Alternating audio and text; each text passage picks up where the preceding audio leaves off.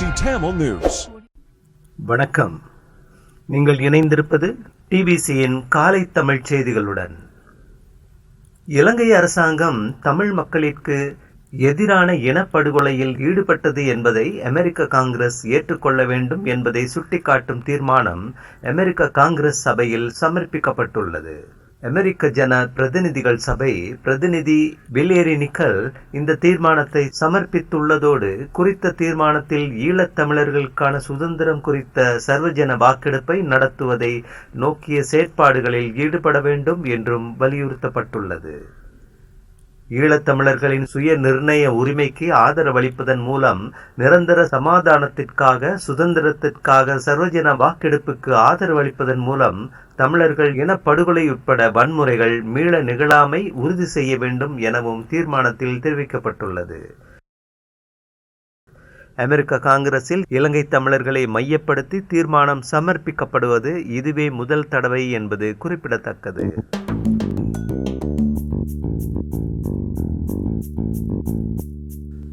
முள்ளிவாய்க்கால் கஞ்சி காய்ச்சுவது தொடர்பாக பிறப்பிக்கப்பட்டிருந்த தடையை மூதூர் நீதிமன்றம் அகற்றியிருப்பதாக தமிழ் தேசிய மக்கள் முன்னணியின் ஊடக பேச்சாளர் சட்டத்தரணி சுகாஷ் தெரிவித்துள்ளார்.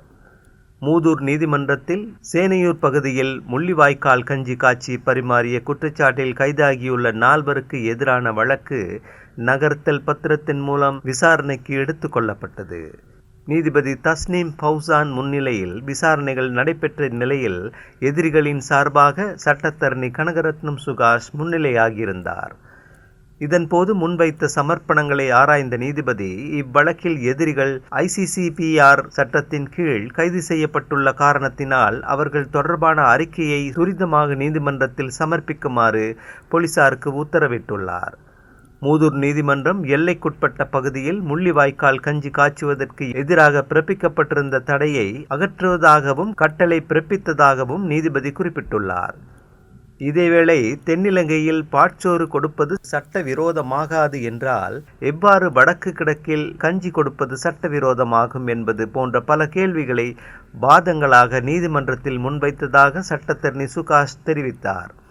அத்துடன் இந்த வழக்கில் எதிரிகள் சார்பாக 10க்கும் மேற்பட்ட முஸ்லிம் சட்டத்தரணிகள் தாமாகவே முன்னிலையாகி இருந்ததாகவும் இதற்காக அவர்களுக்கு தான் நன்றி கூறுவதாகவும் இந்த வழக்கானது தமிழ் முஸ்லிம் இன ஒற்றுமைக்கு வலு சேர்க்கின்ற வழக்காக இருக்கும் எனவும் அவர் மேலும் தெரிவித்தார்.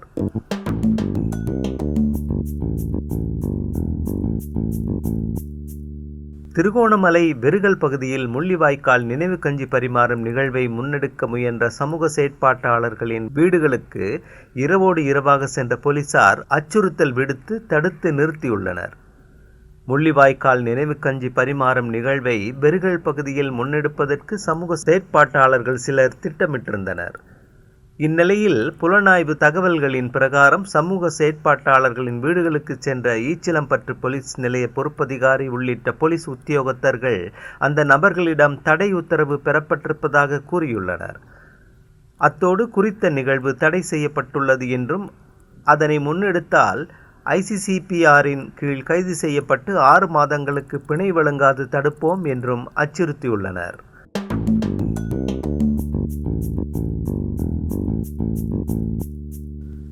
முள்ளிவாய்க்கால் மனித பேரவலத்தை தமிழ் இனப்படுகொலையை நினைவூட்டும் வகையில் முள்ளிவாய்க்கால் மேற்கு பொதுச்சந்தை கட்டிடத்துக்கு கஞ்சி வழங்கப்பட்டது.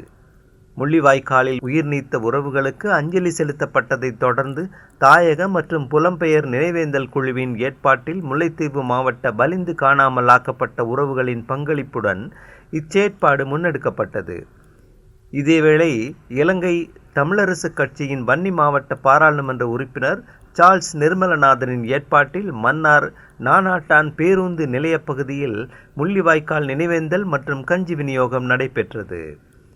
கடும் மழைக்கு மத்தியிலும் முள்ளிவாய்க்கால் மண்ணில் உயிர் நீத்தவர்களுக்கு மக்கள் அஞ்சலி செலுத்தியதை தொடர்ந்து கஞ்சி பரிமாறப்பட்டது.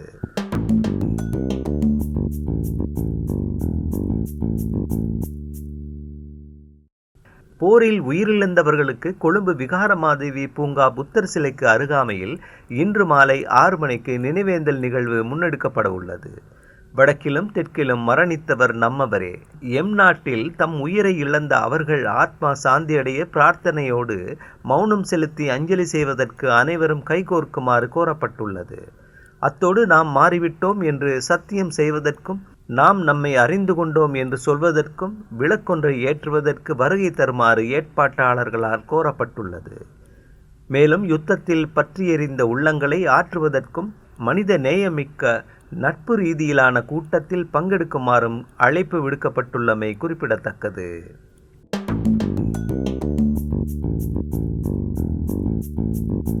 கொக்குத்தொடுவாய் மனித புதைகுழி அகழ்வாய்வுகள் ஜூலை 4ஆம் தேதி மீள ஆரம்பிக்கப்பட வேண்டுமென முல்லைத்தீவு மாவட்ட நீதிவான் நீதிமன்றம் அறிவித்துள்ளது.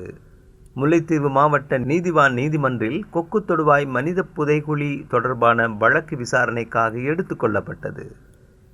முல்லைத்தீவு மாவட்ட செயலகம் அகழ்வாய்வுகளுக்குரிய நிதி ஒதுக்கீடுகளை செய்துள்ளமை மன்றின் கவனத்துக்கு கொண்டு செல்லப்பட்டதை அடுத்து அகழ்வாய்வுக்கான அனுமதி வழங்கப்படுவதாக அறிவிக்கப்பட்டது.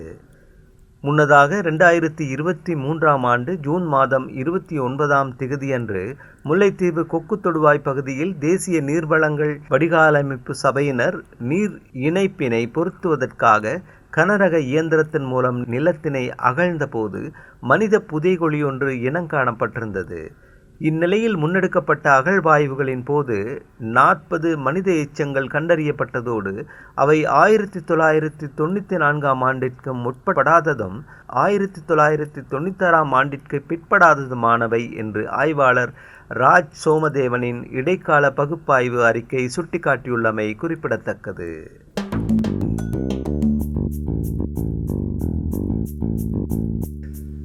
தமிழ் பொது வேட்பாளர் விடயத்திற்காக அனைத்து தரப்பினையும் ஒன்று சேர்த்து அதன் பின்னரே யார் பொது வேட்பாளர் என்பதை தீர்மானிக்க உள்ளதாக பொத்துவில் தொடக்கம் பொலிகண்டி வரையான மக்கள் பேரெழுச்சி இயக்கத்தின் இணை ஒருங்கிணைப்பாளர் வேலன் சுவாமிகள் தெரிவித்தார்.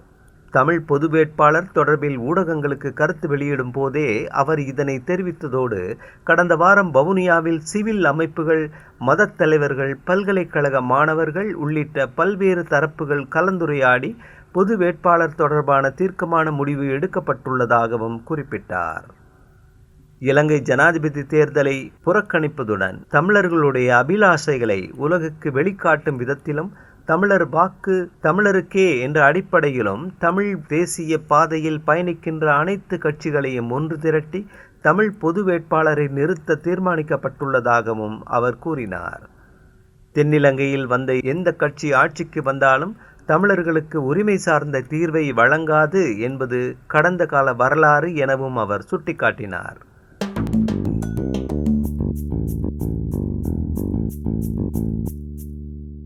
நாகப்பட்டினம் காங்கேசன்துறை இடையிலான கப்பற் சேவை மீண்டும் ஒத்திவைக்கப்பட்டுள்ளது. குறித்த கப்பற் சேவை 13ஆம் தேதி ஆரம்பிக்கப்படும் என அறிவிக்கப்பட்டிருந்த நிலையில் அது 17ஆம் தேதி வரை ஒத்திவைக்கப்பட்டதாக அறிவிக்கப்பட்டது. இந்நிலையில் மீண்டும் 19ஆம் தேதிக்கு கப்பல் சேவை ஒத்திவைக்கப்பட்டுள்ளதாக அறிவிக்கப்பட்டுள்ளதோடு குறித்த கப்பல் சேவையை ஆரம்பிக்க சில சட்ட ரீதியான அனுமதிகள் உள்ளிட்ட காரணங்களால் தாமதம் ஏற்பட்டுள்ளதாக குறிப்பிடப்பட்டுள்ளது. ஏற்கனவே பதிவு செய்தவர்கள் மே 19 அல்லது அதற்கு பின்னர் தாம் விரும்பிய திகதிகளில் பயணிக்க முடியும் என்றும் அவ்வாறு இல்லை என்றால் கட்டணங்களை மீளப் பெற முடியும் என்றும் தெரிவிக்கப்பட்டுள்ளது. அந்த செய்தியோடு நிறைவுக்கு வருவது டிபிசியின் இன்றைய தமிழ் காலை செய்திகள். மீண்டும் மாலை செய்தியோடு சந்திப்போம். வணக்கம்.